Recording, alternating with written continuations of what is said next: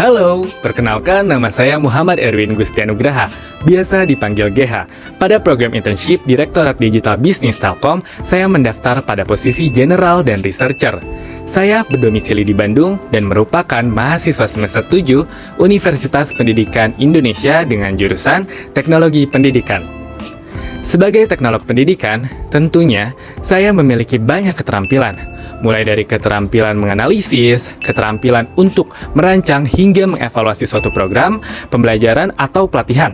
Kemudian keterampilan dalam pembuatan media, mulai dari media audio seperti podcast, media grafis seperti poster, modul, infografis, dan proposal kreatif, hingga keterampilan untuk membuat media video seperti video pembelajaran. Kemudian, saya aktif dalam berorganisasi karena senang bekerja sama dengan banyak orang, khususnya bekerja sama dalam suatu tim. Salah satu organisasi yang pernah saya ikuti adalah Himpunan Mahasiswa Teknologi Pendidikan. Dalam organisasi tersebut, saya menjabat sebagai Ketua Bidang Komunikasi dan Informasi. Sebagai Ketua Bidang Kominfo, saya memiliki keterampilan komunikasi yang cukup baik, di mana saya bertugas menjadi humas untuk menjembatani internal organisasi dan menjembatani organisasi dengan pihak eksternal. Sehingga menjalin relasi dan komunikasi dengan banyak orang menjadi salah satu keterampilan unggulan yang saya miliki. Selain itu, sebagai ketua bidang, saya menentukan bagaimana sistem kerja yang sesuai dengan karakteristik tim saya, dan saya menentukan bagaimana citra organisasi yang perlu dibangun di sosial media. Di samping menjadi ketua bidang, saya juga merupakan ketua divisi acara, learning developer, moderator, dan MC di berbagai acara atau program kerja himpunan. Berdasarkan berbagai macam keterampilan yang saya miliki, saya menjadi antusias dan semangat dalam mengeksplorasi berbagai macam hal, khususnya dalam pekerjaan, di mana saya memiliki ketertarikan di berbagai macam bidang, seperti event management, social media management, kemudian public relation, graphic design, learning development, dan voice over. Saya merupakan orang yang senang belajar berbagai macam hal. Hal tersebut karena saya seorang yang self-learner dan juga fast learner. Motivasi saya mengikuti Digistar Internship di DB Telkom adalah karena saya tertarik sekali dengan perusahaan Telkom. Karena Telkom menurut saya merupakan salah satu perusahaan yang progresif, di mana perusahaan yang selalu menyesuaikan diri dengan era yang sedang berlangsung.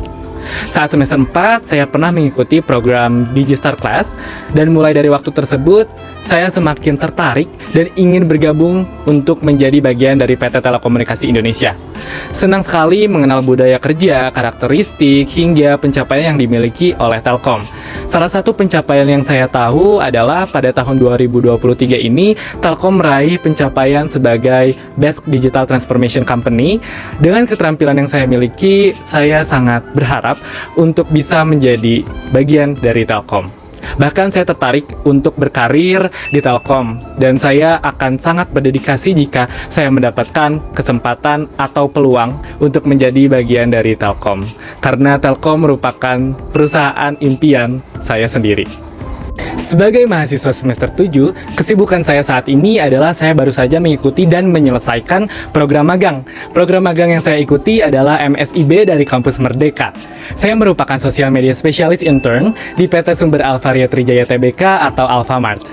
Di posisi ini saya bertugas untuk memproduksi konten yang akan dipublikasi pada akun sosial media Alfamart setiap bulannya. Kemudian saya melakukan pengelolaan pada akun tersebut, mulai dari mengunggah konten, membalas komentar, hingga membalas DM dari audiens.